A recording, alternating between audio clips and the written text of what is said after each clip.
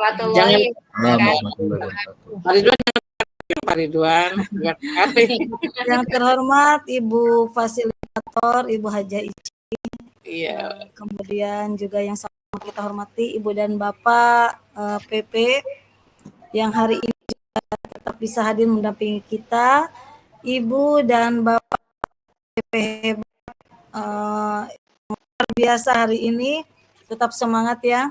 Setidaknya kita bersyukur pada hari ini tetap Allah berikan nikmat sehat sehingga kita masih bisa berkumpul di rukol ini. Mudah-mudahan sampai di akhir kita tetap semangat dan sehat semuanya.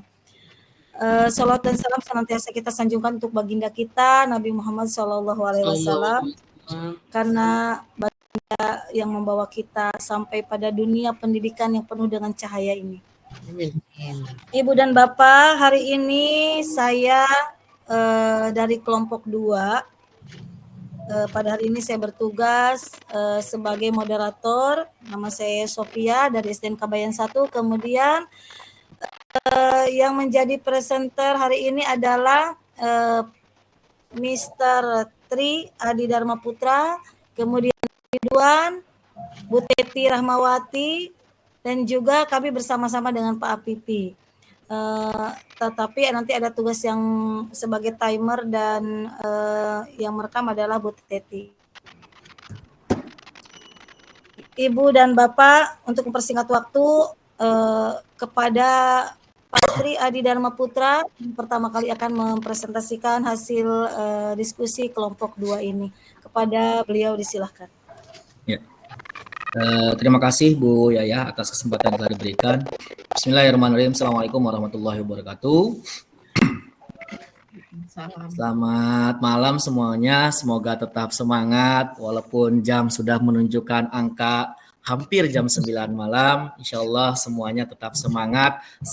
Semangat senyumnya Pak Kodri ya begitu. Ya.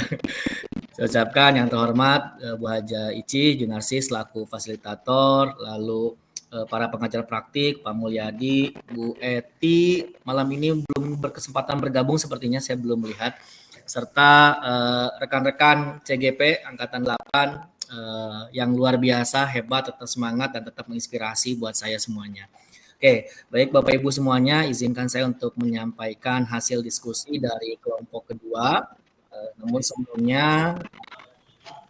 sebelumnya saya izin untuk menyalakan share screen sebentar. Kok ada suara ya? Sebentar, kok ada suara ya?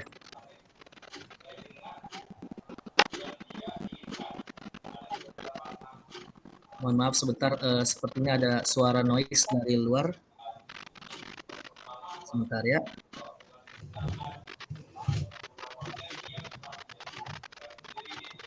Sebentar. Oke. Bu Ana. Ini sepertinya di laptop ya. Maaf.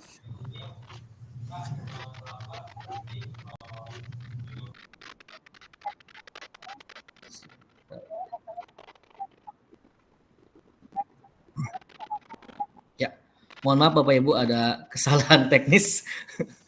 Tiba-tiba ada beberapa file saya yang terputar sendiri. Oke, baik Bapak Ibu, saya lanjutkan. Izinkan saya share screen terkait hasil diskusi dari kelompok 2. Sebentar ya.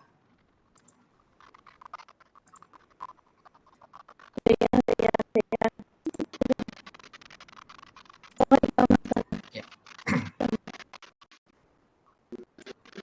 Sudah tampilkan Bapak Ibu semuanya?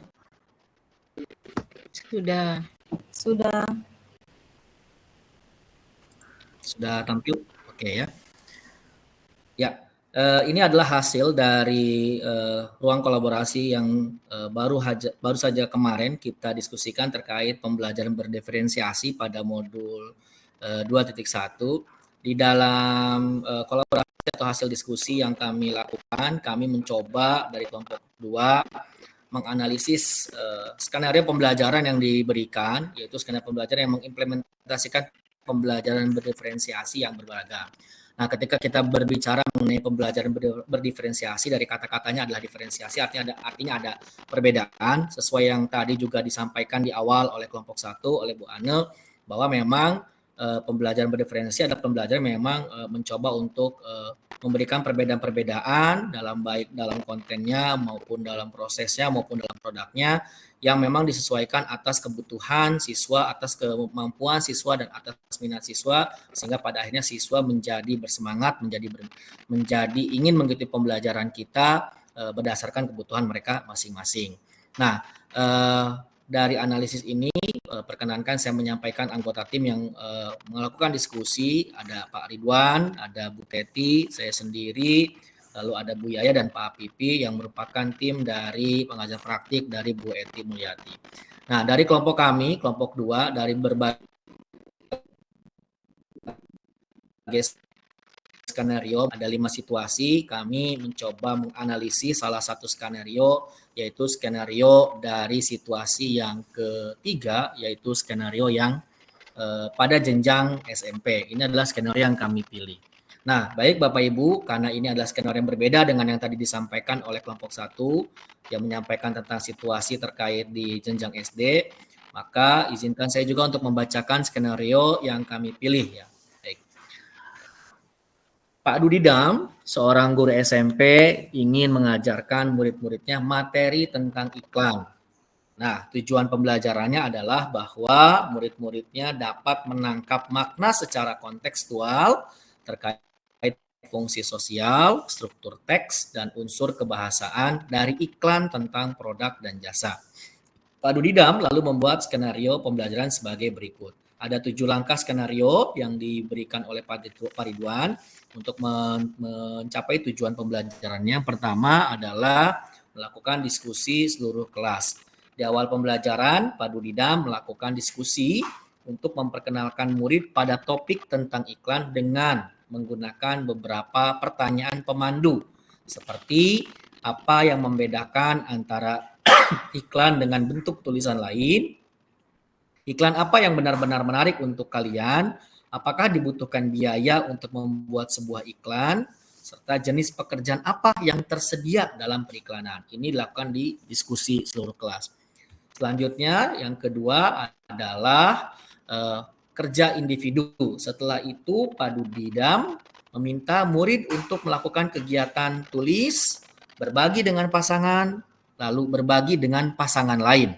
Nah, secara individu, murid akan diminta menulis 3 hingga 5 iklan yang menarik bagi mereka. Mereka lalu berbagi apa yang dituliskan dengan satu teman lain secara berpasangan. Saat berbagi, mereka boleh menambahkan pendapat. Nah, setiap pasangan tadi kemudian berbagi dengan pasangan yang lain.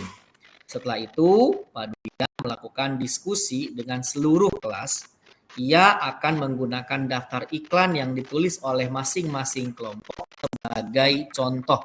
Kemudian membahasnya dengan menekankan kepada target audiens sasaran, pesan utama, serta mengapa beberapa iklan lebih efektif daripada yang lain. Pak Dudidam juga memperjelas konsep dan istilah periklanan sesuai kebutuhan. Setelah kerja individu, step yang ketiga yang dilakukan oleh Pak Dudidam adalah murid diminta untuk membentuk kelompok yang terdiri dari 4 hingga 5 orang untuk mendiskusikan kelebihan dan kekurangan berbagai jenis iklan. Setiap kelompok akan diberikan selembar kertas dan bekerja di meja mereka. Setiap lembar kertas grafik memiliki T-chart untuk menuliskan kelebihan dan kekurangan untuk jenis iklan tertentu, misalnya iklan radio, TV, internet, cetak, atau billboard. Setiap kelompok akan melakukan brainstorming dan mencatat 2 kelebihan dan 2 kekurangan dari jenis iklan tertentu. Dengan menggunakan isyarat yang diberikan guru, setiap kelompok kemudian pindah ke meja kelompok lain. Mereka membaca masukan yang telah ditulis sebelumnya dan menambahkan 2 kelebihan dan 2 kekurangan lagi. Terus berlanjut demikian sampai setiap kelompok memiliki kesempatan untuk membahas semua jenis iklan. Selanjutnya, yang keempat adalah Pak Dudidam lalu mengumpulkan kembali murid sebagai satu kelompok besar setelah tadi dari kelompok-kelompok kecil gitu ya. Ia lalu memfasilitasi diskusi yang diperlukan untuk memperjelas dan atau memperluas pemahaman konsep seperti target audiens, kejelasan pesan dan penggunaan fitur kebahasaan, dan desain seperti pemilihan judul, teks, gambar, dan format. Selanjutnya, Pak Dudidam lalu memberikan tugas individu. Ia membedakan penugasan sesuai dengan kemampuan murid. Tugas yang dikerjakan murid adalah membuat iklan yang secara efektif akan mempromosikan produk atau jasa atau acara, sesuai dengan yang dijelaskan dalam skenario yang diberikan. Pak Dudidam menetapkan skenario tugas yang berjenjang, sesuai dengan pengetahuan dan pemahaman konsep murid-muridnya. Perbedaan skenarionya adalah skenario pertama bersifat lebih konkret dan terstruktur dengan petunjuk langkah demi langkah dan mencakup semua informasi yang diperlukan untuk menyelesaikan tugas. Skenario yang kedua kurang terstruktur dan lebih terbuka dibandingkan skenario yang pertama. Lalu skenario yang ketiga bersifat konseptual dan terbuka serta membutuhkan riset. Dan yang terakhir, langkah yang dilakukan oleh Pak Dudidam adalah memilih lokasi di kelas yang mendukung cara mereka belajar dengan baik. Misalnya, sendirian di tempat yang tenang, dekat dengan teman untuk memudahkan bertanya jika bingung, atau di area ruangan yang lebih ramai bersama murid-murid lain yang memungkinkan mereka untuk saling berbagi ide. Nah, inilah ketujuh step yang dilakukan dalam skenario pembelajaran. Lalu, dari 7 langkah yang dilakukan dalam skenario pembelajaran, maka diberikanlah sebuah pertanyaan pemandu dalam ruang kolaborasi, yaitu dari skenario pembelajaran yang telah ditelaah, apakah kebutuhan belajar murid yang berusaha dipenuhi oleh guru tersebut. Lalu, bagaimana cara guru tersebut menentukan kebutuhan belajar muridnya? Yang dimaksud adalah Pak Dudidam ini ya. Jadi apa kebutuhan yang berusaha dipenuhi oleh Pak Dudidam dan bagaimana cara Pak Dudidam menentukan kebutuhan belajar muridnya gitu. Nah, untuk menjawab hal itu, maka kebutuhan belajar yang berusaha dipenuhi oleh Pak Dudidam adalah kebutuhan yang memang sesuai dengan 3 aspek kebutuhan belajar, yaitu aspek kesiapan belajar, aspek minat, serta aspek profil belajar. Gitu. Nah, kalau kita bicara terkait kesiapan belajar adalah sebuah kapasitas untuk mempelajari materi, konsep, atau keterampilan baru sesuai sebuah tugas yang mempertimbangkan tingkat kesiapan murid akan membawa murid keluar dari zona nyamannya mereka dan memberikan mereka tantangan, namun dengan lingkungan belajar yang tepat dan dukungan memadai, mereka tetap dapat menguasai materi atau keterampilan baru tersebut. Yang kedua, kesiapan belajar dalam aspek minat, ini juga merupakan sebuah keadaan mental yang menghasilkan respon terarah kepada sebuah situasi atau objek tertentu yang menyenangkan dan memberikan kepuasan diri. Dan yang ketiga adalah kebutuhan belajar aspek profil belajar siswa atau murid, maka hal ini mengacu pada cara bagaimana kita sebagai individu paling baik belajar. Tujuan dari mengidentifikasi atau memetakan kebutuhan belajar murid berdasarkan profil belajar adalah untuk memberikan kesempatan kepada murid untuk belajar secara natural dan efisien. Namun demikian, sebagai guru, kadang-kadang kita secara tidak sengaja cenderung memilih gaya belajar yang sesuai dengan gaya belajar kita sendiri, padahal kita tahu setiap anak memiliki profil belajar sendiri. Nah, dari ketiga kebutuhan yang berusaha dipenuhi, ketiga aspek kebutuhan belajar yang berusaha dipenuhi Pak Dudidam, mari kita jelaskan satu per satu. Untuk aspek kesiapan belajar, jika kita lihat dalam skenario pembelajaran yang 7 langkah atau 7 step tadi, maka kesiapan belajar itu akan terlihat pada poin yang pertama dan poin yang kelima, di mana di poin pertama itu adanya pertanyaan pemandu yang beragam di awal pembelajaran. Itu adalah bagian dari kebutuhan akan kesiapan belajar. Serta dalam poin 5 adanya pemberian tugas yang beragam, yang tentu ini disesuaikan dengan kemampuan siswa. Ini adalah bagian dari kebutuhan belajar yang berusaha dipenuhi dalam aspek kesiapan belajar oleh Pak Dudidam. Dalam aspek minat, terlihat pada poin yang kedua dan poin yang keenam, yaitu siswa diminta menulis 3 hingga 5 iklan yang menarik bagi mereka. Hal ini berarti Pak Dudidam berusaha untuk memenuhi kebutuhan belajar pada aspek minat siswa gitu. Selanjutnya di poin 6, Pak Dudidam juga menetapkan skenario tugas yang berjenjang yang tadi disampaikan kalau di poin yang ke-6 ada skenario yang terstruktur, relatif terbuka, dan seterusnya. Siswa dibebaskan untuk memilih skenario sesuai minat dan pemahaman mereka. Penjelasan selanjutnya terkait kebutuhan belajar yang dipenuhi adalah kebutuhan belajar pada aspek profil belajar siswa. Pada skenario pembelajaran pada poin yang ke-7 jelas sekali dikatakan bahwa di mana Pak Dodidam berusaha untuk mendorong murid-muridnya untuk memilih lokasi tempat belajarnya di kelas yang mendukung cara mereka belajar dengan baik. Hal ini berarti Pak Dodidam coba atau berusaha untuk memenuhi kebutuhan belajar pada aspek profil belajar siswa seperti gaya, tempat, atau lingkungan belajar yang berbeda-beda yang tentu itu sesuai dengan profil belajar mereka masing-masing atau gaya belajar mereka masing-masing. Itu adalah pertanyaan pemandu yang pertama. Selanjutnya, untuk pertanyaan pemandu yang kedua terkait strategi pembelajaran berdiferensi apa yang digunakan oleh Pak Dodidam, itu akan dijelaskan lebih lanjut atau lebih detail kepada rekan saya, Ibu Teti. Dipersilahkan untuk bisa menjelaskan terkait pertanyaan pemandu yang kedua. Baik, terima kasih Pak Tri atas kesempatan waktunya.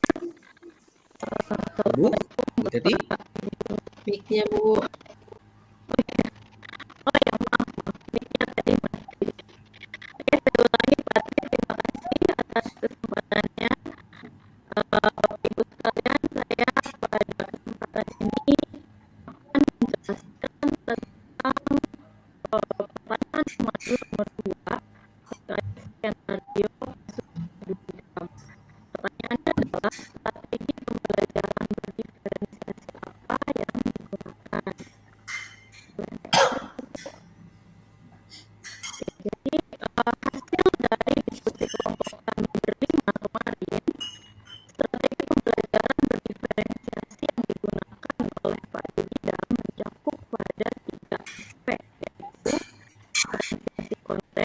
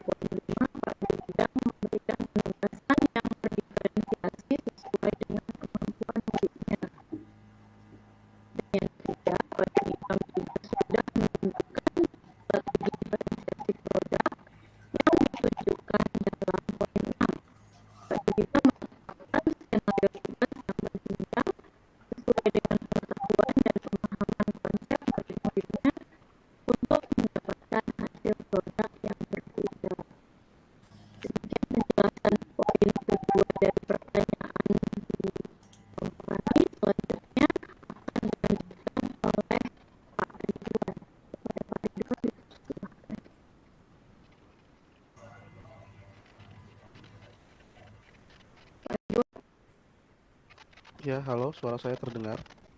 Ya, jelas. Oke, terima kasih. Bismillahirrahmanirrahim. Saya agak terpacu dari Bu Haja Icih tadi karena ada pantun. Saya juga mau ikutan. Berlibur ke Tanjung Lesung naik kapal selam, nunggunya di pinggir dermaga. Izinkan saya mengucapkan salam, harap dijawab dengan lantang dan bertenaga. Siap. Assalamualaikum warahmatullahi wabarakatuh. Waalaikumsalam warahmatullahi wabarakatuh. Ikan sepat, ikan betik, lebih cepat, lebih baik. Siap, Bu. Oke, saya ditugaskan untuk menjabarkan tentang hasil diskusi kelompok kami di pertanyaan pemandu ketiga, yaitu bagaimana guru tersebut, yaitu Pak Dudidam, melakukan penilaian. Lanjut. Oke, di sini saya jabarkan dulu tentang penilaian yang menurut kelompok kami itu ada dibagi menjadi 3, yaitu assessment of learning, penilaian akhir pembelajaran, penilaian yang dilaksanakan setelah proses pembelajaran selesai. Kedua, ada assessment for learning, penilaian untuk pembelajaran, yaitu penilaian yang dilakukan setelah proses pembelajaran berlangsung dan biasanya digunakan sebagai dasar untuk melakukan perbaikan proses pembelajaran. Ketiga, assessment as learning, yaitu penilaian sebagai pembelajaran, berfungsi sebagai penilaian formatif dan dilaksanakan selama proses pembelajaran berlangsung dan melibatkan murid secara aktif dalam penilaian. Bisa formatif, bisa sumatif ya Bapak Ibu. Lanjut. Oke. Dalam kasus Pak Dudidam hanya melakukan 2 penilaian, yaitu assessment for learning dan assessment of learning. Di assessment for learning, Pak Dudidam dalam skenario pembelajaran menggunakan kegiatan individu, kelompok diskusi, dan umpan baik dari Pak Dudidam. Proses penilaiannya ada pada skenario poin 1, yaitu menanya. Dan poin 2, ini merupakan informatif yang dilakukan oleh Pak Dudidam. Selanjutnya, di assessment of learning, Pak Dudidam memberikan tugas individu yang membuat iklan sesuai dengan skenario-nya yang berbeda-beda. Gitu. Terima kasih. Berikut hasil dari kelompok kami. Saya kembalikan ke moderator.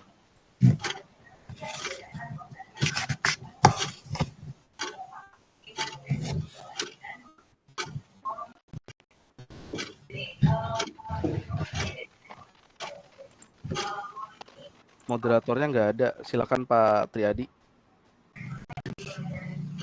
Oh, Bu Yaya menghilang, Bu Yaya. Ya. Oke. Terima kasih Pak Ridwan, terima kasih Bu Teti yang sama-sama juga untuk menyampaikan.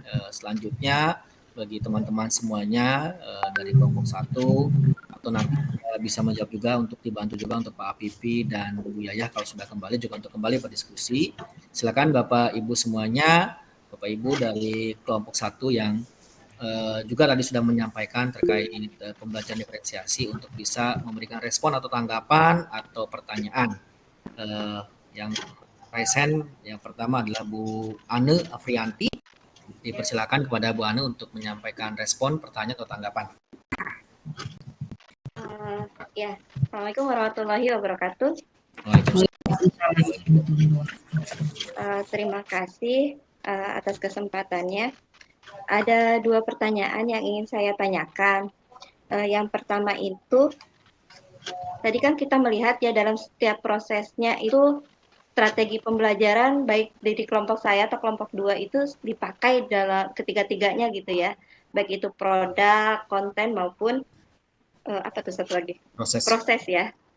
Pertanyaan saya, bisakah misalnya dalam pembelajaran kita hanya pakai satu strategi saja, misalnya kita hanya di prosesnya atau di produknya saja, apakah itu sudah termasuk pembelajaran berdiferensiasi gitu? Karena ini berdasarkan pengalaman juga ya. Terus yang kedua, saya sudah melaksanakan pembelajaran berdiferensiasi ini, sudah berdasarkan gaya belajar dan kemampuan kognitif juga, level kemampuan kognitif. Tapi masih belum menemukan formula yang pas gitu. Ada pertanyaan kedua saya gini, ketika kita misalnya di dalam menentukan strategi proses ya, apakah itu harus diserahkan sepenuhnya pada siswa? Etisnya tuh diserahkan sepenuhnya pada siswa, biarkan siswa memilih sesuai kemampuan mereka, sesuai gaya belajar mereka, ataukah kita sebagai guru bisa bisa menentukan gitu. Misalnya untuk yang visual silahkan kalian membuat ini gitu, untuk yang auditori ini atau yang kinestetik ini gitu. Apakah seperti itu etisnya gitu ya? Karena saya pernah mendengar ini sebenarnya diferensiasi itu ya guru harus membebaskan siswa untuk memilih gitu. Problemnya adalah ketika kita membebaskan siswa untuk memilih, pengalaman saya biasanya siswa itu kurang memahami dirinya, kurang memahami potensi dirinya gitu.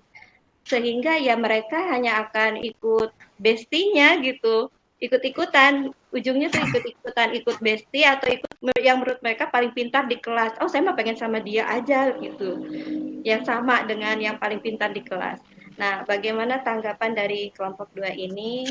Terima kasih. Assalamualaikum warahmatullahi wabarakatuh. Waalaikumsalam warahmatullahi wabarakatuh. Ya, terima kasih Bu Ane atas pertanyaannya yang saya kira lebih bersifat kontekstual ya, yang memang perlu diskusikan, bukan lagi bersifat teoritis gitu. Ada yang mau menjawab mungkin dari rekan-rekan dari kelompok 2, dipersilakan. Oke. Diulang pertanyaannya, Patri.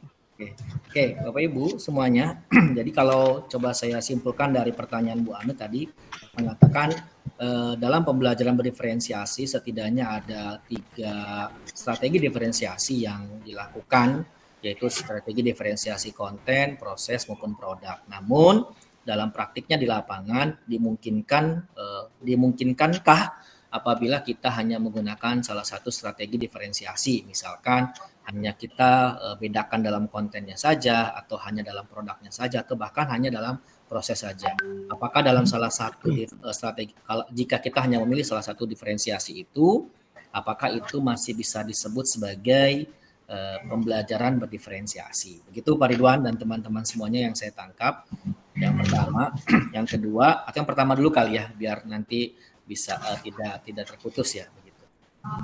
Gimana Pak Ridwan, silakan untuk bisa berdiskusi bersama atau ada respon atau tidak dari yang disampaikan oleh Bu Ane.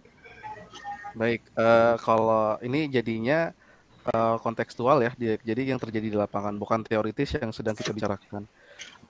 Kalau seperti itu, keadaan di lapangan tergantung guru masing-masing yang ingin menerapkannya bagaimana. Kalau menurut saya, nanti tinggal diskusinya bagaimana.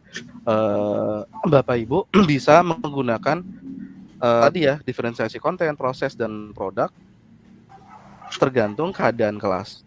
Terus untuk ketika di pertanyaan kedua, kalau proses itu yang memilih adalah murid, itu hanya terjadi mungkin di tingkatan fase E ya, D dan E ya, yang saya tahu gitu.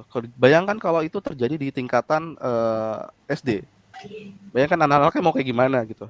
Dan kalau itu terjadi di tingkat SMP juga masih belum mereka memahami bagaimana proses mereka terjadi ataupun gaya belajar mereka itu bisa dilakukan. Gitu Patri dari saya. Terima kasih Pak Ridwan. Mungkin saya menambahkan kali ya untuk respon dari pertanyaan itu. Saya berpikir ini mungkin sifatnya pandangan pribadi kali ya. Oke, ini sifatnya mungkin pandangan pribadi. Saya berpikir kalau kita hanya menerapkan satu strategi diferensiasi atau hanya 2 strategi dengan ketiga-tiganya mungkin itu akan berbeda di impact-nya. Namun kalau misalkan apakah itu dikatakan pembelajaran berdiferensiasi ya, saya bisa katakan ya dengan membedakan konten saja berarti ada upaya dalam pembelajaran kita mendiferensiasikan suatu hal gitu.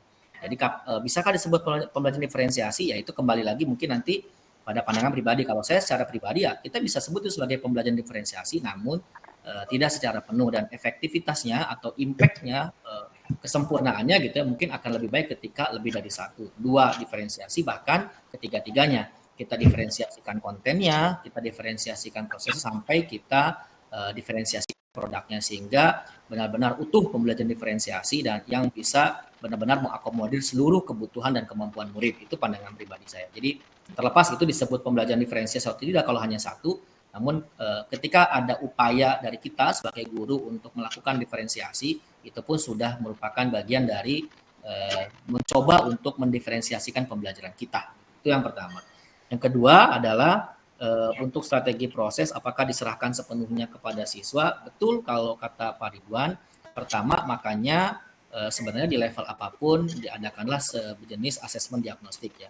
Kalau memang itu sepenuhnya diserahkan kepada siswa, berarti untuk apalagi kita melakukan asesmen diagnostik, berarti kan tidak butuh, ya serahkan saja sepenuhnya kepada siswa, karena siswa kita anggap sudah memahami tentang dirinya sendiri atau karakter dirinya sendiri atau bahkan gaya belajarnya sendiri misalkan. Ya guru tidak perlu tahu, yang penting misalkan menyediakan konten yang berbeda-beda saja.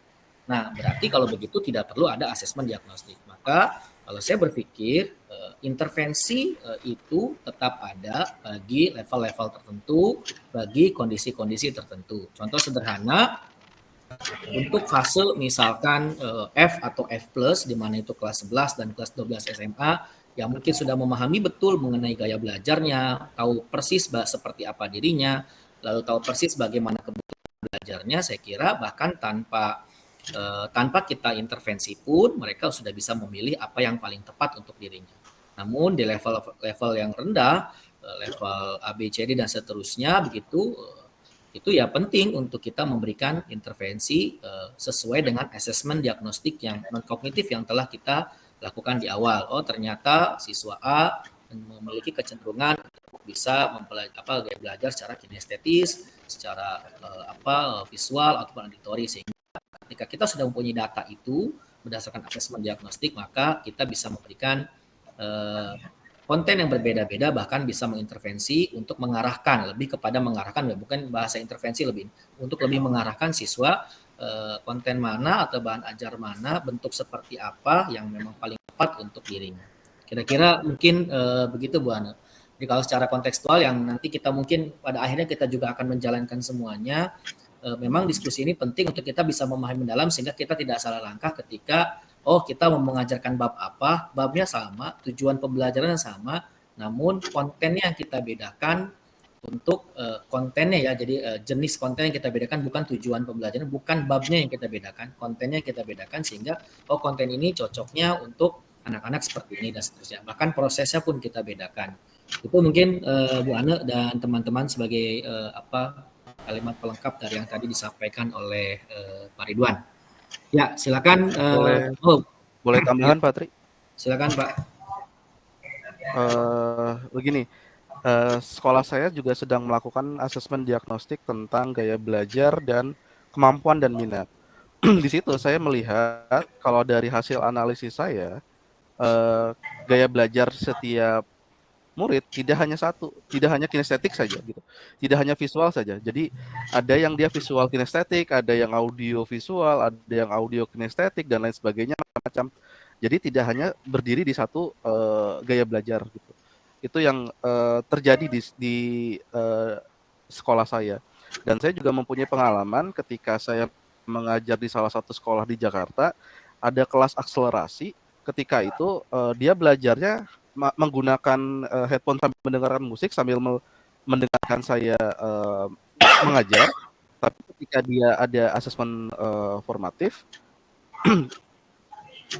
asesmen sumatif, dia mendapatkan nilai tertinggi gitu, tetap. Dan dicari kenapa dia bisa mendapatkan nilai tertinggi, ya ternyata habis dari sekolah dia ke Primagama, dia ke GF dan lain sebagainya, ternyata dia ada kelas-kelas tambahan gitu. Terima kasih Pak Tri. Oh iya, ada Bu Yaya sekarang moderator. Terima kasih Bu Yaya. Oh enggak Bu Yaya. Aduh, mohon maaf Bapak Ibu, saya terpental, susah banget mau masuk. Enggak Bu Yaya, tadi sudah ada pertanyaan dari Bu Ana, 2 pertanyaan, tapi sudah coba didiskusikan bersama Bu Yaya. Tinggal dilanjutkan mungkin dari rekan-rekan, apakah waktunya masih ada atau tidak ya. Iya, oke, silakan Ibu Bapak yang lain, walaupun saya tidak menyimak, tapi mudah-mudahan nanti di akhir ada feedback ya dari Bu Haji. Oke, yang lain Ini silakan. bisa ditanyakan dulu ke Bu Ana. Oh iya betul. Oh iya, Saya Bu lupa Ana ya. Oh iya, Gimana Bu Ana? Sudah, alhamdulillah sudah Bu Ana. mendapat pencerahan. Terima kasih. Oh iya, oke. Nah, untuk yang lain silakan. CGP yang lain, Bu Ona. Bu Ona udah belum tuh Bu Ona tuh? Halo Bu Ona. Ini Pak Kodri nih suara emasnya belum keluar ini Oh, Pak Pak Kodri. Kodri nih. Nah, balik layar. Bu Mei, silakan. Silakan Bu Mei. Iya, oke. Untuk selanjutnya dari Bu Mei. Mangga Bu Mei. Terima kasih Ibu Moderator yang telah memberikan kesempatannya kepada saya. Saya sebenarnya ini ya tentang assessment ya. Tadi kan ada assessment for learning dan of learning ya. Ini sebetulnya ya sebelumnya saya menanggapi dulu. Saya apresiasi slide yang dibuat oleh kelompok 1 itu cukup membuat kita apa ya mudah untuk memahami dan membaca apa yang dijelaskan oleh kelompok 1 ya. Menarik sekali slide-nya dibuatnya. Jadi kita nggak pusing bacanya juga. Baik, selanjutnya saya ingin menanyakan kembali lagi tadi ke waktu Bu Teti menanyakan tentang penilaian ya kepada kelompok kami. Jadi saya ingat dengan KKM ya, Bapak Ibu. Kalau kurikulum sebelumnya itu kan ada KKM. Kalau di kurikulum Merdeka itu istilahnya kalau tidak salah ya diganti dengan KKTP ya. Kurikulum apa? Kriteria ketuntasan tujuan pembelajaran. Ya, tujuan pembelajaran. KKTP itu pergantian dari KKM ya Bapak Ibu ya. Sekalian saya menanyakan karena saya masih meraba-raba kata Bu Titi apa. Kita baru akan memulai kurikulum Merdeka. Nah, kaitannya dengan penilaian ini ya KKTP. Bagaimana ya? Kalau misalkan kan di situ di KKTP itu kalau tidak salah dia di situ ada apa namanya interval nilai gitu ya. Bapak Ibu kalau tidak salah interval nilai jadi mana yang masuk kriteria sudah mampu, belum mampu gitu ya, kurang mampu seperti itu ya kalau tidak salah. Nah, saya juga masih minim pengetahuannya. Nah, pertanyaan saya mengenai itu KKTP yang tadi dibahas kalau remedial itu tidak ada. Lalu kira-kiranya bagaimana solusi kita para guru jika menemukan problem di sekolah kita jika ada siswa yang di mana dia itu KKTP-nya belum tercapai atau masih di interval yang kurang mampu. Bagaimana solusi kita untuk mengupayakan agar siswa kita itu bisa naik level mungkin ya, naik level dari interval yang paling rendah menuju nilai yang lebih tinggi gitu. Gitu ya. Kelompok 1 yang saya tanyakan. Mudah-mudahan bisa dipahami. Iya, oke, terima kasih Bu Mei. Silahkan untuk menjawab pertanyaan Bu Mei. Silahkan ke Pak Tri Adi dulu nih. Waduh. Nanti silakan yang lain juga bisa membantu. Ini soalnya jadi, sama baru dengar juga tuh ada KKTP itu maksudnya saya juga ini jadi sama nggak nyambung. bisa menjawab. Iya, jadi nyambung ke KKM sama KKTP ya, bukan tentang kebutuhan Iya. belajar ini masalahnya. Karena Ya, tapi- tadi ada Didam, apa kabar Pak Didam? penilaian tadi ya. Tapi nggak apa, saya coba jawab sepengetahuan saya Bu Mei ya, karena memang ini kan di luar konteks kebutuhan belajar, ini hubungannya sama kurikulum Merdeka ya Bu Mei ya. Oke, jadi memang istilah KKM itu ada di kurikulum 2013, istilah KKTP atau kriteria ketercapaian tujuan pembelajaran itu ada pada istilah di kurikulum Merdeka gitu ya.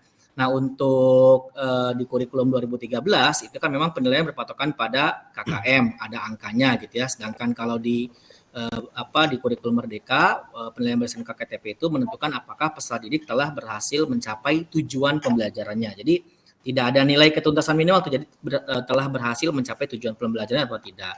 Nah, yang lebih berbeda mungkin kalau di KKM lebih banyak yang sifatnya penilaian akhir, di KKM ya, di K13 yang sifatnya sumatif, sedangkan di kurikulum Merdeka untuk KKTP lebih menekankan kepada penilaian yang bersifat formatif, walaupun sumatifnya ada gitu ya.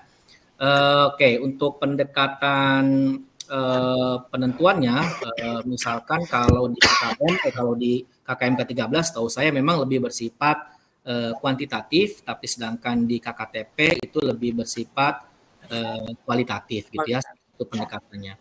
Nah, lalu bagaimana cara kita menentukan KKTP misalkan pada kurikulum Merdeka? Jadi yang setahu saya memang KKTP ini kalau tadi ada istilah tidak ada remedial, sebenarnya bisa juga sebenarnya ada remedial. Coba kalau misalkan kita diskusikan begini misalkan, penentuan KKTP pada kurikulum Merdeka itu bisa kita gunakan deskripsi kriteria, Bu Mei setahu saya. Jadi nanti si peserta didik itu dianggap telah mencapai tujuan pembelajaran kalau mereka memenuhi kriteria yang telah ditentukan gitu. Jadi ya kalau kriterianya tidak dicapai berarti belum dianggap mencapai tujuan pembelajaran. Itu bisa menggunakan deskripsi kriteria. Yang kedua, untuk penentuan KKTP juga bisa menggunakan rubrik. Nah, kalau pakai rubrik ini kita harus menyusun rubrik performa gitu yang sifatnya bisa mengidentifikasi sejauh mana peserta didik mencapai tujuan pembelajaran. Contoh rubrik itu kayak ada kata-kata mulai berkembang, layak gitu ya, terus perlu intervensi, sudah sangat berkembang dan seterusnya. Nah, yang terakhir mungkin yang tadi disampaikan oleh Bu Mei untuk KKTP, untuk penentuan KKTP bisa menggunakan skala dan interval nilai. Jadi bukan nilai kayak KKM yang 75, 80 gitu, tapi bisa menggunakan skala. Contohnya peserta didik ini bisa dianggap untuk mencapai tujuan pembelajaran jika misalkan nilai mereka berada dalam interval tertentu. Misalkan yang penting intervalnya dari 66 sampai 85 kriterianya tercapai ya tujuan pembelajarannya. Nah, itu sudah dianggap mencapai kriteria tujuan pembelajaran. Hingga tidak perlu remedial ya bisa karena kita kasih interval di 66 sampai 85. Kritisnya begitu, kecuali yang parah banget ya Bu Mei, misalkan yang kita berikan tes formatif berkali-kali gitu selalu berada di bawah kriteria, ya mungkin itu butuh treatment yang sifatnya remedial, karena remedial itu bukan hanya untuk asesmen tapi juga bisa remedial yang sifatnya pembelajaran ya gitu. Bagi yang kurang ya, bagi yang kuat ya bisa kita gunakan pengayaan atau kita bisa sebut enrichment lah, kurang lebih begitu Bu Mei yang saya tahu perbedaan sederhananya antara KKM sama KKTP lah dalam kurikulum Merdeka. Makasih Bu Mei. Mungkin ada yang mau menambahkan teman-teman yang sudah melakukan. Ya, silakan Bu Teti.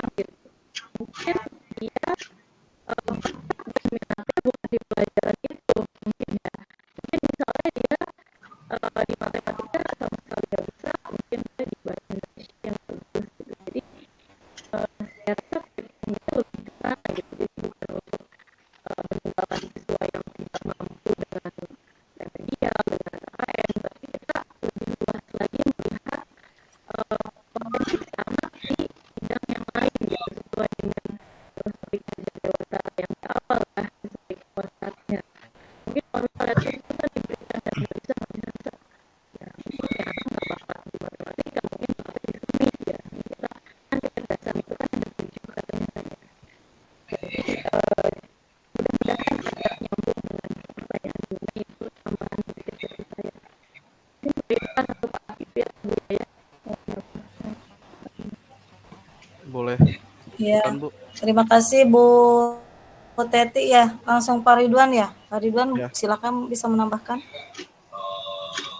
saya sebenarnya yang ada di kepala saya jadi banyak pertanyaan, bukan banyak nambahin jadinya. Tapi karena ini kelompok saya, jadinya saya harus nambahin ya. Karena ini pembelajaran diferensiasi termasuk pembelajaran diferensiasi ini termasuk salah satu motivasi saya untuk ikut guru penggerak gitu. Apa sih sebenarnya pembelajaran diferensiasi ini gitu? Sebenarnya udah sampai ngobrol panjang lebar sama Pak Putra sepanjang perjalanan atau setiap ketemu selalu ngobrol tentang ini gitu. Jadi pembelajaran diferensiasi kalau yang tadi mengenai KKTP jatuhnya, jadi setiap murid memiliki kemampuan yang berbeda-beda gitu. Terus setiap murid memiliki kemampuan dan minat yang berbeda-beda. Itu yang ada harusnya ada di asesmen diagnostik awal tahun ajaran ya. Jadi setiap anak tuh jadi tahu dia maunya kemana, ini gimana. Jadi ketika dia, oh dia senangnya tadi kata Bu Teti dia senangnya seni, tapi ternyata matematikanya dia gejlok gitu. Ya udah, emang karena dianya sukanya seni gitu. Jadi harus diturunkan persepsi atau kita meminta si anak itu jadi jangan tinggi, jadi ya harusnya diturunkan saja. Jadi KKTP itu bukan KKM di setiap angkatan itu harus sama. Jadi KKTP kalau menurut saya intinya adalah setiap anak memiliki KTP yang berbeda-beda. Terima kasih Bu Yaya. Oke, terima kasih juga Pak Ridwan. Nah, ini ada bagaimana Bu Ana. Nah, sekarang Bu Ana ya dan Pak Kodri. Kita kayaknya waktunya habis nggak Pak Pipit? Kalau di jam saya sih kita udah 47 menit ya. Tapi kasihan Pak Putra coba Bu Ana. Nanti sebelum ke Bu Ana, bagaimana dengan Bu Mei? Bu Mei gimana Bu Mei? Sedikit lagi yang barusan menanggapi Pak Ridwan. Jadi KKTP ini kita buat sebelum melakukan sambil melakukan diagnostik gitu, Pak Ridwan ya. Jadi di awal ya. Siap nanti diterapkan. Terima kasih moderator. Anda sepertinya udah nggak kuat ini mau menambah atau apa? Moderator ya, Bu Mei ya sudah puas Bu Mei? Ya, Insyaallah. Ya, oke. Ya, selanjutnya ya kita beralih ke Bu Ana nih yang sudah nggak tahan katanya ya. Silakan Bu Ana untuk bertanya, menanggapi atau menambahkan silakan. Ya, terima kasih Ibu moderator. Ini menarik sekali ya. Tadi kita ngomongin tentang bagaimana penilaian. Jadi kalau pengalaman sih ya, kita berbagi pengalaman saja. Kalau yang pertama itu pasti di awal itu kita melakukan asesmen diagnostik ya. Jadi kalau mulai kan kita pakai CP tuh, sedangkan CP itu sudah ditentukan kan. Misalnya ternyata CP-nya udah nyampe ke analisis karena nggak jadi fase F, ternyata CP-nya sudah sampai ke analisis. Ini bagaimana nih di tes awal ternyata anak belum nyampe ke analisis. Maka biasanya yang Anda lakukan adalah matrikulasi. Memang sedikit repot ya matrikulasi itu membimbing siswa ya, memberikan pembelajaran tambahan itu sedikit repot memang. Tapi itu bisa digunakan gitu ya sehingga siswa itu siap pada level yang sama. Itu saja mungkin tambahannya. Terima kasih. Ya, terima kasih Bu Ana tambahannya. Pengetahuan juga ya terutama buat saya nih baru terutama ini pembicaraan ya kita meningkat nih levelnya nih. Silakan selanjutnya Pak Kodri. Tadi sudah raise hand. Ya baik, Assalamualaikum warahmatullahi wabarakatuh. Terima kasih atas masih berkaitan dengan penilaian ya assessment. Kita mengenal di K13 itu kan ada untuk menentukan sebuah penilaian akhir itu kita melihat dari beberapa penilaian sebelumnya, entah itu di harian atau UTS dan sebagainya sehingga muncullah nilai akhir gitu ya. Kemudian tadi dijelaskan juga di slide ada assessment for learning process dan assessment learning process. Kalau bisa diartikan bahwa menurut saya ini mungkin entah salah atau tidak, untuk for learning proses itu berarti masuk ke formatif ya Pak Ridwan ya. Kemudian off learning prosesnya bentuknya adalah sumatif. Nah, apakah pertanyaannya, apakah assessment for learning ini menjadikan sebuah dasar kita sebagai guru untuk menentukan nilai akhir di sumatif, ataukah memang untuk pengambilan nilai ini cukup di assessment of learning saja? Itu aja, terima kasih. Terima kasih Pak Kodri. Siapa nih yang mau jawab nih? Yang mau memberikan Pak Boleh Ridwan? saya, Bu. Oh iya, silakan Pak Ridwan. Nah, saya bertanggung jawab, harus menjawab. Jadi gini Pak Kodri, bisa ditampilkan lagi slide-nya, Mas Putra? Pak Putra. Slide tentang penilaian. Penilaian ya.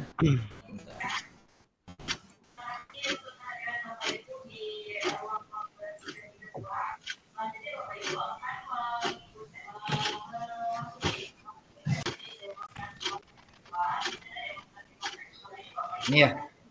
Ya. Jadi dalam assessment of learning, for learning dan as learning ini, yang saya pahami nanti mungkin bisa dibantu sama teman-teman yang lain. Yang saya pahami, kalau assessment learning dan for learning ini adalah dalam jenis yang tadi ya, kalau misalkan dibagi menjadi dua menurut Pak Kodri tadi, assessment sumatif dan formatif. Jadi kalau assessment of learning dan for learning ini adalah assessment yang sumatif, sedangkan assessment as learning ini tentang assessment tentang assessment formatif. Jadi assessment of learning itu di akhir pembelajaran, kayak misalkan kalau dalam di kita ya masih di Pandeglang itu ada assessment sumatif akhir tahun, assessment sumatif satuan pendidikan. Nah, itu di assessment of learning. Kalau di assessment for learning ini jadi bisa untuk si pendidik ini dapat memberikan umpan balik terhadap proses pembelajaran, peserta pendidik untuk memantau kemajuan dan menentukan kemajuan belajarnya. Jadi bisa jadi ketika di assessment for learning ini guru sebagai seorang guru bisa menentukan KKTP tadi gitu, yang tadi dibahas oleh Bu Mei gitu. Jadi misalkan kalau berbagai bentuk penilaian formatif di assessment for learning ini, misalnya kayak tugas, presentasi, project, termasuk kuis gitu di assessment for learning. Kalau di assessment as learning ini salah satu contohnya misalkan bagaimana pembelajaran hari ini, menyenangkan atau tidak gitu. Bagaimana perasaan kamu terhadap yang sudah kamu lakukan hari ini, atau misalkan penilaian terhadap diri sendiri, penilaian terhadap antar teman gitu. Gitu Pak Kodri. Itu yang saya pahami. Mungkin ada tambahan dari teman yang lain. Bagaimana Pak Kodri? Terima kasih. Boleh satu lagi? Silakan. Masih ada waktu nggak Pak Habib ini? Ya. Nah, ya. Ini sebetulnya masih berkaitan dengan output bagi anak peserta didik kita. Yang saya dengar, entah ini salah ataupun tidak, bahwa untuk menilai anak-anak didik kita pada kurikulum yang sekarang ini harus apa adanya begitu. Ketika mereka tercapai nilainya hanya 65 atau dulu mungkin kaitan dengan KKM.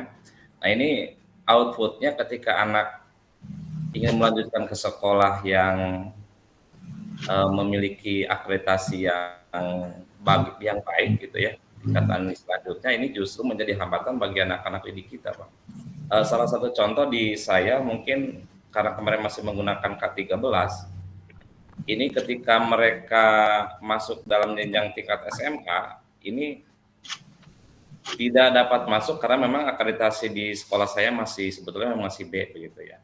Nah, ini juga yang saya khawatirkan ketika masuk pada proses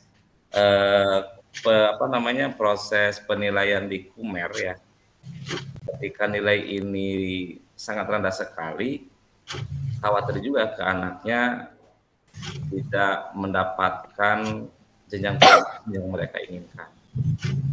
Kira-kira mungkin bisa memberikan solusi, apakah memang penilaian di assessment ini apa adanya sesuai dengan kemampuan anak, ataukah seperti K13 kita dapat menggabungkan beberapa nilai itu menjadi satu kesatuan sehingga grade-nya menjadi meningkat. Terima kasih. Ya, kalau boleh Pak Bu Yaya. Enggak, silakan yang lain. Ya, ini Waktunya juga Masih ada. pertimbangannya. 1 menit Oh, Bu waktu itu, katanya. Bu Haji. Iya. Ya. Ini juga jadi Silakan. kritik saya terhadap kurikulum Merdeka ya. Jangan sampai kita ketika sudah menerapkan kurikulum Merdeka yang ini yang itu dengan idealis kita, dengan teori kita yang sudah baik gitu. Ketika terjadi keadaan di lapangan, kalau mau masuk ke CMBBS harus nilainya segini gitu kan agak susah ya. Gitu. Kalau misalkan mau masuk SMA harus ada prestasinya nilainya segini gitu. Jadi anak-anak kita juga akan kesulitan gitu. Itu menjadi mungkin pemangku kebijakan yang harus membuat keseluruhannya menjadi baik gitu. Terima kasih Bu Haji, terima kasih Bu Yaya. Curhat itu ya. Iya. Memang kejadian nyata ya memang sekarang. Betul Pak Ridwan, karena Pak Kodri juga betul. Memang saat ini pun sudah ada kurikulum Merdeka, tapi PPDB seperti itu apa namanya yang dikedepankan kan nilai selain zonasi ya. Itu juga menghambat anak-anak untuk terus belajar kan, melanjutkan kegiatan pembelajarannya. Oke, Ibu dan Bapak CGP hebat. Karena waktu tadi ya, karena waktu kita sudah habis. Ya, Pak Apipi, timer sudah habis belum? Sudah 57 menit, Bu. Sangat. Sudah ya, sangat lewat ya. Tapi apresiasi sekali dari Ibu dan Bapak semangatnya, dan kita terutama saya sebagai moderator juga bertambah pengetahuan ya. Yang tadinya saya tidak tahu sampai sekarang ada tambahan ilmu juga. Terima kasih.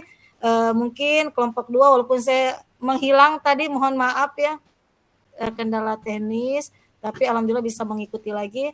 Terima kasih Ibu dan Bapak dari kelompok 1 yang sudah menanggapi, kelompok 2 juga kami sudah berusaha berkolaborasi dengan baik. Terima kasih kerjasama semuanya. Mohon maaf saya sebagai moderator apabila ada salah-salah kata dan salah dalam menyampaikan. Terima kasih untuk semuanya. Wabillahi taufiq walhidayah. Wassalamualaikum warahmatullahi wabarakatuh. Waalaikumsalam warahmatullahi wabarakatuh. Luar biasa sekali, beri tepuk yang meriah, tepuk tangan yang meriah buat kelompok 2. Yeay. Mantul. Mantap betul.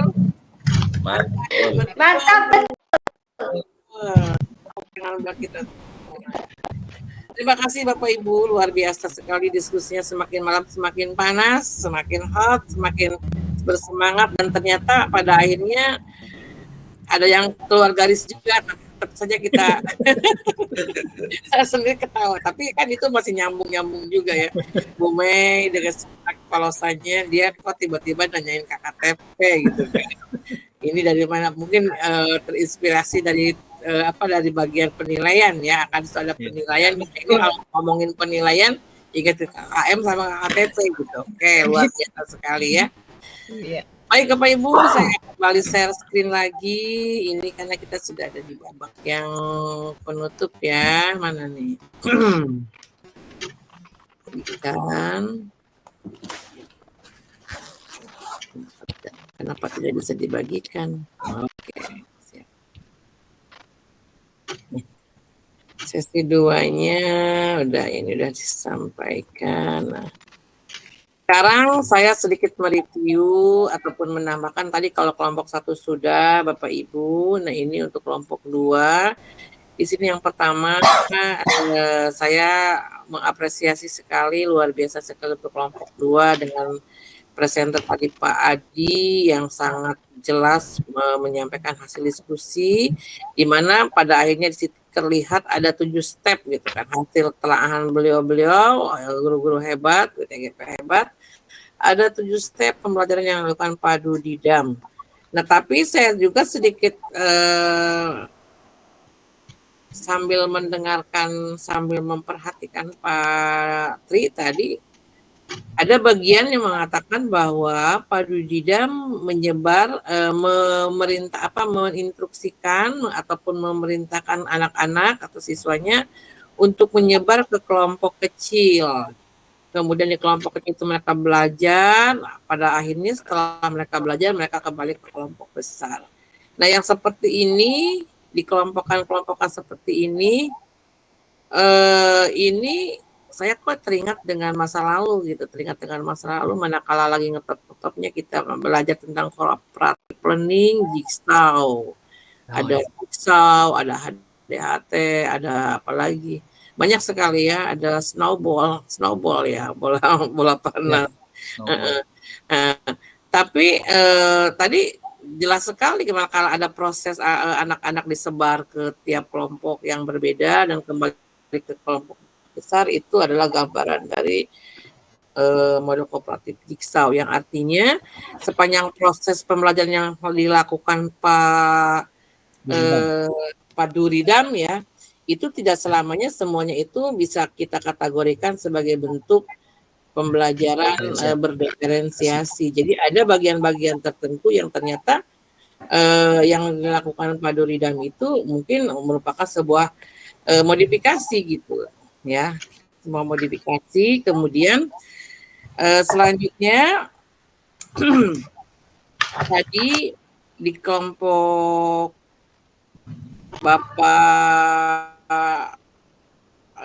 Adi dan teman-teman ini juga ada kalimat tentang memberikan penugasan, dan itu masuk kategori di diferensiasi proses itu. Dalam tabel itu guru memberikan penugasan, tapi guru memberikan penugasan di situ di slide yang punya kelompok itu masuknya ke konten. Ya. Bisa dicek lagi. Tapi kalau menurut saya pribadi ini adalah masuk ke diferensiasi proses, karena ketika guru itu memberikan penugasan, dia melakukan activity, dia melakukan dari kata kerjaan saja, itu sebuah proses, masuk diferensi proses. Ini hanya masukan saja ya. Kemudian Bu Ana bertanya, apakah strategi harus ada semua gitu di antara konten, di antara proses ataupun produk? Apakah manakala kita mengajar dengan sistem pembelajaran diferensiasi ini harus ada semuanya? Nah, ada jawaban dari Pak Ridwan dengan apa siapa lagi tadi yang mengatakan ya, dengan termasuk Pak Adi, tidak selamanya harus ada gitu kan, tergantung situasi dan kondisi. Tapi yang ideal bahwa ketiga-tiganya dimunculkan. Kenapa? Karena itu saling berhubungan.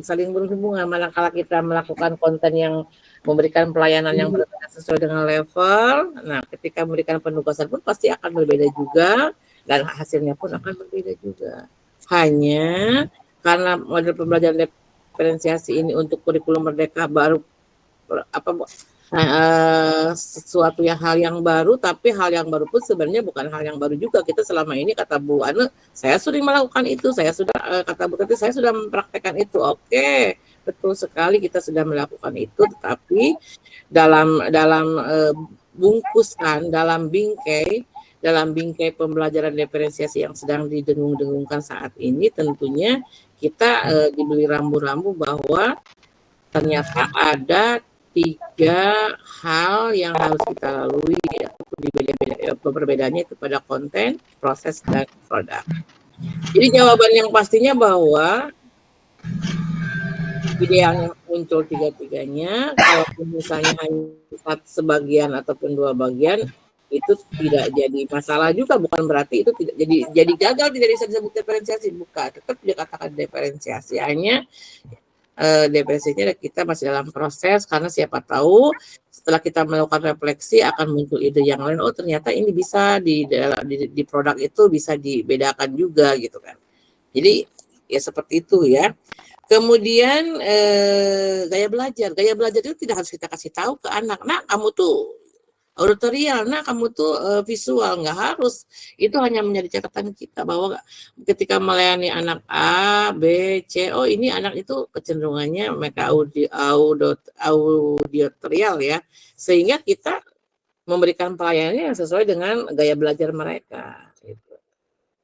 Jadi sekali lagi, termasuk materi yang kemarin kita bahas tentang kebutuhan murid itu, tentang posisi murid, levelnya ada di mana, itu sebenarnya konsumsi kita tidak dipublish ke anak-anak. Nah, kamu tuh ternyata misalnya. Gaya belajar kamu tuh seperti ini. Oh, ternyata minat kamu seperti ini. Oh, ternyata kesiapan kamu seperti ini. Itu tidak harus. Karena jadi catatan kita bahwa ya seperti itulah adanya keberagaman anak-anak kita. Nah, selanjutnya Bapak Ibu terkait tadi pertanyaan yang mungkin dari Bu Mai nggak salah-salah amat sih menjelaskan, menanyakan tentang KKTP dan juga tentang KKM sudah dibahas tuntas oleh Pak Adi, dan saya juga sangat setuju bahwa di K13 kita mengenal KKM yang lebih cenderung ke kuantitatif atau angka-angka yang dimunculkan, sementara di KKTP atau kriteria tercapaian tujuan pembelajaran ini biasanya ada pilihan apakah kuantitatif saja angka-angka yang sudah ada intervalnya, tapi bisa juga itu dengan deskripsi. Nah, itu tidak harus dibahas karena nanti pembahasannya di luar konten ini ya. Untuk KKTP hanya tambahan saja. Kemudian Bapak Ibu selanjutnya ya. Benang merah dari diskusi kita malam ini adalah sekali lagi pembelajaran diferensiasi yang sedang kita bahas di modul ini adalah salah satu ikon yang ada di kurikulum Merdeka, di mana kita harus berusaha mengimplementasikannya, mempraktekannya. Bahkan ketika sekolah kita memilih opsi di antara 3 pilihan kurikulum Merdeka, Mandiri Belajar, Mandiri Berubah, dan Mandiri Berbagi, untuk level 1 Mandiri Belajar yang tidak harus melakukan implementasi di kelas 1-4 untuk SD, kemudian kelas 7 untuk SMP, dan seterusnya. Tetapi pemerintah dalam hal ini, dalam penjelasannya, meminta kita silakan untuk yang memilih kurikulum Merdeka Mandiri Belajar itu tidak melaksanakan dulu implementasi, cukup ke PMM, tapi boleh mengadopsi apa yang ada dalam kurikulum Merdeka. Dan salah satu yang bisa kita adopsi adalah pembelajaran diferensiasi. Kemudian muncul lagi pertanyaan, apakah pembelajaran diferensiasi ini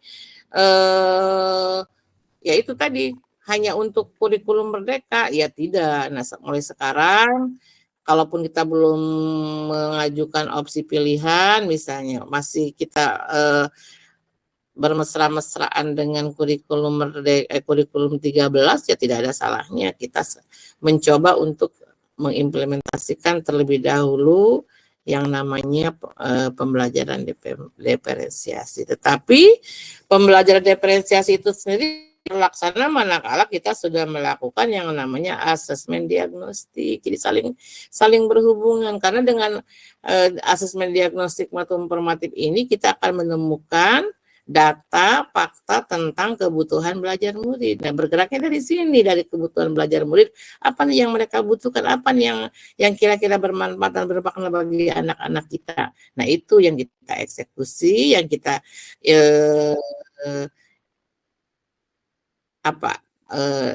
gambarkan, kita rancang dalam skenario di pembelajaran diferensiasi.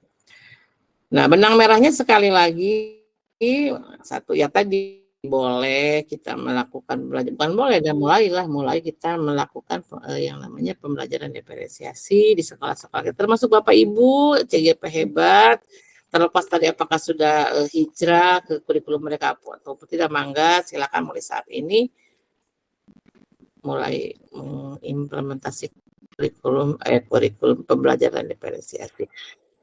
Baik Bapak Ibu, itu kesimpulan tentang pembelajaran diferensiasi, di mana sekali lagi apapun bentuk ataupun materi ajar dari diferensiasi itu sendiri, kita melakukan itu semua dengan tujuan mengoptimalkan atau mengeksplor sebanyak-banyaknya potensi-potensi yang ada dalam anak didik kita, dalam siswa kita, dan berusaha meminimalisir yang namanya gap atau kesenjangan yang ada. Itu tujuannya karena ditarik dari apa? Ditarik dari filosofi kehadiran sendiri bahwa kita harus betul-betul melakukan pembelajaran yang lebih berpihak pada anak.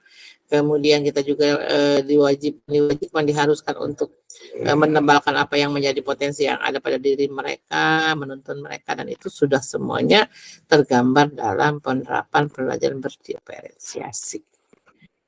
Selanjutnya Bapak Ibu, ya itu sudah selesai ya, anggap selesai. Oke, saya hentikan dulu. Itu kesimpulannya Bapak Ibu dengan mata yang sudah sepet. Selanjutnya Bapak Ibu, mudah-mudahan diskusi malam ini tentang pembelajaran diferensiasi bisa memberikan gambaran yang jelas buat kita semua. Terlepas dari sekali lagi apakah pernyataan-pernyataan yang kita sampaikan itu benar adanya, tapi kita berusaha untuk benar, berusaha maksimal untuk memberikan pencerahan yang tidak menyesatkan, tapi selalu mengajak ke jalan yang benar. Nah, mudah-mudahan semuanya tidak puas, baik dari umpan balik yang saya berikan maupun umpan balik teman-teman. Kenapa? Kalau kita tidak puas berarti kita akan mencari kepuasan di luar sana. Kita akan berusaha bertanya, sharing, dan kita menunggu juga satu alur lagi, yaitu alur elaborasi pemahaman yang akan disampaikan oleh instruktur. Mudah-mudahan di sesi ini Bapak Ibu semua akan semakin terang benderang, semakin ada pencerahan-pencerahan yang tentunya apa yang akan nanti oleh instruktur disampaikan itu ya betul-betul kita tunggu dan kita kita harapkan sekali gitu kan, bahwa dan syukur-syukur apa yang dijelaskan oleh instruktur itu bukan berbeda, artinya menebalkan apa yang ada dalam diri kita. Baik Bapak Ibu, untuk sesi selanjutnya saya mengingatkan kembali setelah kegiatan rukol ini Bapak Ibu akan dihadapkan kepada sederet